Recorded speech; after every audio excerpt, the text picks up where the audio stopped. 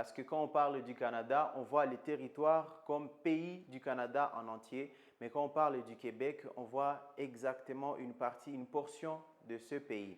Alors, le TCF Canada va venir vous aider à obtenir une culture et j'adore m'entourer de ce genre d'aspects culturels intéressants. Par exemple, vous me demandez à combien coûte cet appartement. Moi, je vais vous répondre comme examinateur, cet appartement coûte 100 dollars. Si je dis cet appartement coûte 100 dollars, vous devez... Ghana Action, niba ushaka kwiga indimi Ghana Action, ushaka kuba umusirimu Ghana Action. Bonjour à tous, j'espère que nous tous nous allons bien. Je me présente encore, je m'appelle Kennedy Kakoulé. Je suis professeur de français, je suis également professeur de certification en français pour le TCF Canada et pour le TCF Québec. Bienvenue, aujourd'hui nous allons parler particulièrement de notre cours qui est le TCF Canada. Alors, nous allons essayer de répondre à certaines questions clés liées au TCF et ces questions sont le pourquoi du TCF. Normalement, il faut comprendre d'abord la définition du TCF. Le TCF est un test de connaissance de français comme TCF. Test de connaissance de français.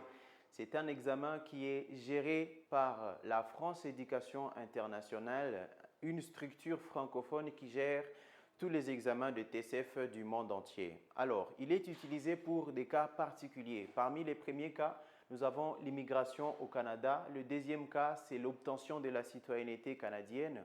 Et le troisième cas également, c'est pour l'immigration au Québec. Il faut savoir que l'immigration au Canada et l'immigration au Québec sont deux concepts totalement différents. Parce que quand on parle du Canada, on voit les territoires comme pays du Canada en entier. Mais quand on parle du Québec, on voit exactement une partie, une portion de ce pays. Alors, le TCF Canada va venir vous aider à obtenir une facilité d'immigration liée à ces TCF. C'est-à-dire, le premier objectif ou mission du TCF, c'est pour les immigrations au Canada en général, pour l'immigration au Québec en particulier, mais également pour l'obtention de la citoyenneté canadienne. Alors, nous allons également voir avec vous les formats de l'examen du TCF Canada. Il faut comprendre que le TCF Canada est composé de 4 épreuves. Parmi les 4 épreuves, nous avons la compréhension orale, un examen ou une épreuve qui évalue votre capacité à comprendre le français oral. Le deuxième examen sera la compréhension écrite. La compréhension écrite est bien différente de la compréhension orale parce qu'elle vient évaluer votre capacité à comprendre le français écrit. Ce n'est pas le français oral, mais ici il s'agit du français écrit. Troisième épreuve sera l'expression orale. L'expression orale c'est un examen qui vient évaluer maintenant votre capacité à parler en français correctement. Et en dernier lieu, nous avons l'expression écrite. L'expression écrite, vous n'allez pas parler, vous n'allez pas produire du texte ou bien des vocabulaires en parlant, mais vous allez plutôt produire du vocabulaire en écrivant. Ce sont les 4 épreuves qui composent notre examen de TCF Canada. Alors, aujourd'hui en particulier, nous allons voir une de ces épreuves qui est l'expression orale. Très bien. Alors, ce qu'il faut comprendre, mes chers amis, c'est que l'expression orale du TCF Canada fait partie d'un test clé du TCF Canada. Pour la réussite de cet examen, vous avez besoin de comprendre et de maîtriser l'expression orale pour le TCF Canada, car elle vient évaluer votre capacité à parler en français. La capacité que vous avez à vous exprimer en français, c'est ici que ça se passe. Vous allez devoir parler en français correct et tout ça ici pendant une affaire de 12 à 15 minutes. Très bien. Pour cette expression orale, nous allons avoir à parler pas des questions, mais plutôt des tâches.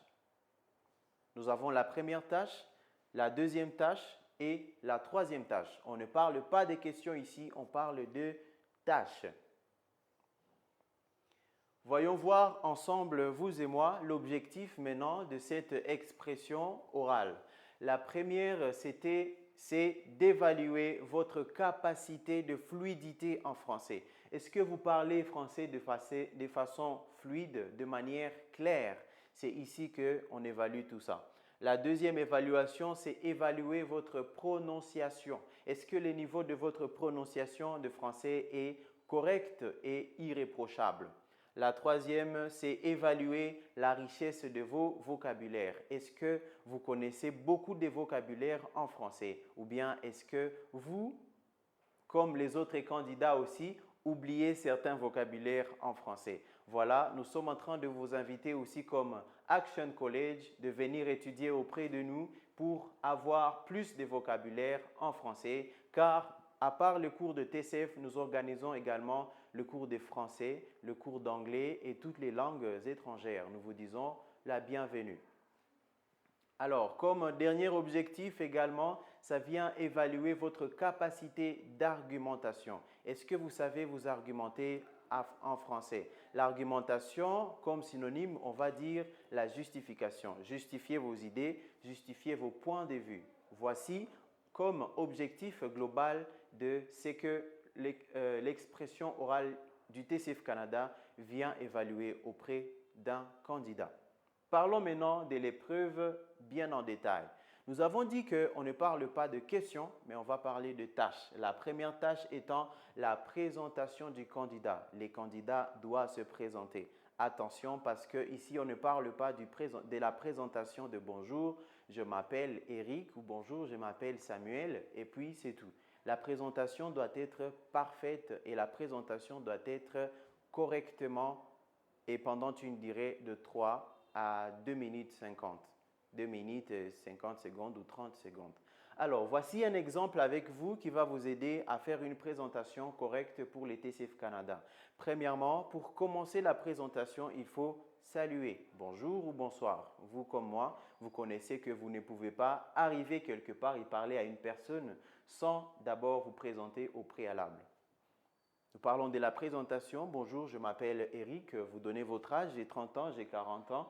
Vous parlez de votre nationalité. Je suis des nationalités ougandaises, je suis des nationalités rwandaises, je suis des nationalités burundaises.